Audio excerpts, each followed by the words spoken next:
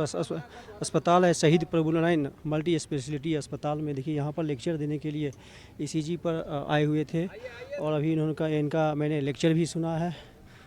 Sir आए हुए हैं बीएचयू एम्स के कार्डियोलॉजिस्ट हैं सर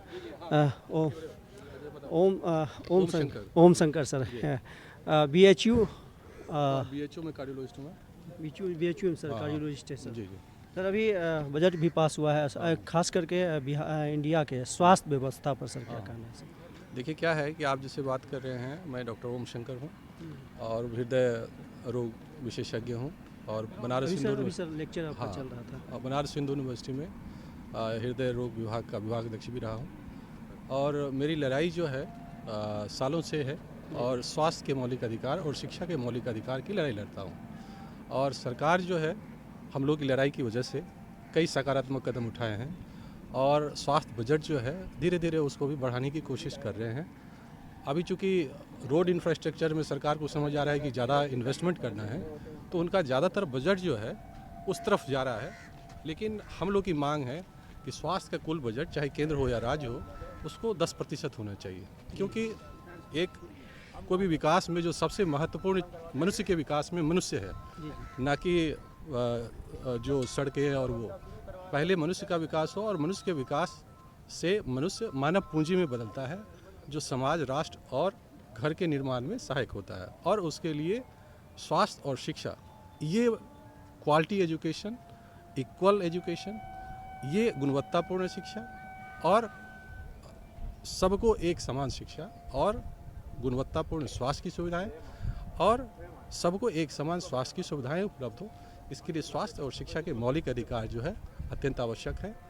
केंद्र सरकार ने हम लोग के पहल के बाद आयुष्मान भारत जैसी योजनाएं लाई है, लेकिन इससे अभी बहुत लोग छूटे हुए हैं। उन छूटे हुए लोगों को भी कवर करना है। आज की महामारी जो है, हृदय रोग की महामारी चारों तरफ फैली हुई है और कार्डियक सेंटर हमारे देश में बहुत कम है। तो हमने सरकार से लगातार निवेदन किया है कि कम से कम 100 डेडिकेटेड कार्डियक सेंटर जो है पूरे देश में बनाए जाने चाहिए और उससे जो हृदय रोग की जो महामारी अभी आने वाली है और चल रही है, उससे कोविड तरह फिर से मारामारी ना मच जाए, उसको रोकने के लिए आपको ये कदम उठाना चाहिए। सरकार, हम लोग हमेशा ही क्रिटिकल भी हैं, यानी कि सरकार की आलोचना भी करते हैं और सकारात्मक जो पहलू सरकार के द्वारा अपनाए जाते हैं, कई सारे एम्स बनाए सरकार ने, 70 साल से ज़्यादा आयु वर्ग के लोगों को आयुष्मान के अंदर कवर किया, वो सब एक सकारात्मक चीज़ है। और नकारात्मकता ये है कि स्वास्थ्य बजट अभी भी नहीं बढ़ा है। स्वास्थ्य और शिक्षा के मौलिक अधिकार, एक समान शिक्षा के मौलिक शिक्षा उपलब्ध कराने के बदले सरकार जो है रोड और अदर इंफ्रास्ट्रक्चर पर दे रही है, जबकि सबकी सबसे इम्पोर्टेंट इंफ्रास्ट्रक्चर मानव इंफ्रास्ट्रक्चर है, इस पर पहले इसको प्रायोरिटी फोकस करना चाहिए। सर डायबिटीज मधुमेह जो है सो पूरा महामारी का रूप ले रहा है। हृदय रोग के बारे में भी आप बताएं तो महामारी, इसके लिए सर क्या कहेंगे? देखिए ये ले इसलिए रहा है कि वही मैंने आपको बताया। देखिए भारतीय समाज को आप 70 से पहले और 90 के पहले और 90 के बाद से अगर आप देखेंगे तो इसमें एक गुणात्मक परिवर्तन आया है।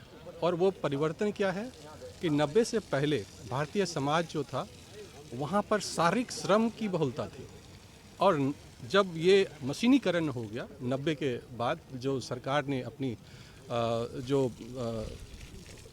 सरकार की पॉलिसी को बदला, सरकार ने मशीनीकरण को बढ़ावा दिया। पाश्चात्य सभ्यता जो है वो खान पान, रहन सहन का शैली जो हमारे ऊपर हावी हो गया और हमारी जो ट्रेडिशनल इंडियन कल्चर था, भारतीय संस्कृति थी, जो चलते फिरते रहते थे, शारीरिक श्रम पे था आधारित, वो कम हो गया। तो उससे क्या हो गया कि बच्चों में से ही मोटापा आना शुरू हो गया कि खाना तो उपलब्ध हो गया लेकिन उसको दौड़ना, भागना, खेलना जो आराम पसंद ज़्यादा हो, हाँ आराम पसंद हो गया क्योंकि मशीन आ गया ना।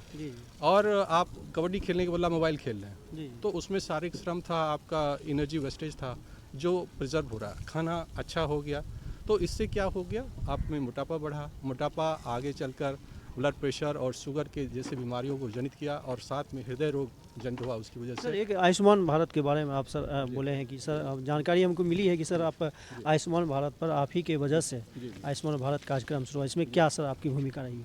देखिए क्या है कि हमारी लड़ाई जो है, आप 15 साल पहले अगर देखेंगे इस देश का कोई भी राजनीतिक आपको स्वास्थ्य के ऊपर ना तो भाषण करते हुए दिखेंगे, ना ही राजनीतिक मुद्दा बनाते हुए दिखेंगे आपको।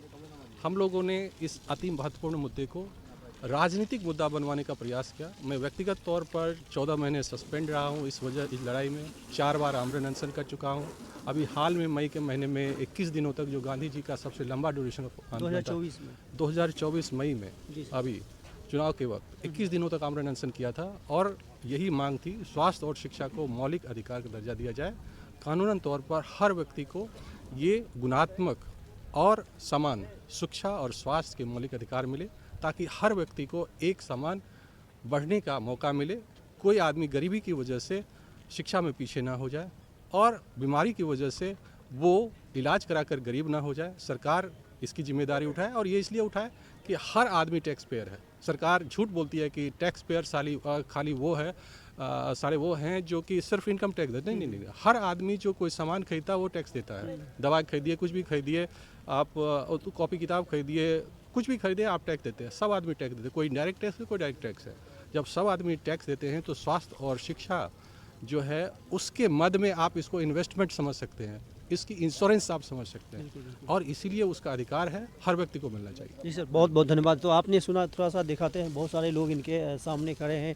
ये शहीद प्रभु नारायण मल्टी स्पेशलिटी हॉस्पिटल है, जो कि BHU के सर थे। BHU में कार्डियोलॉजिस्ट हैं और यहाँ पर अभी ECG का क्लास चल रहा था। मैं उसके अंदर भी गया, क्लास भी देखा है। मैं उसका भी आपको दिखाऊंगा।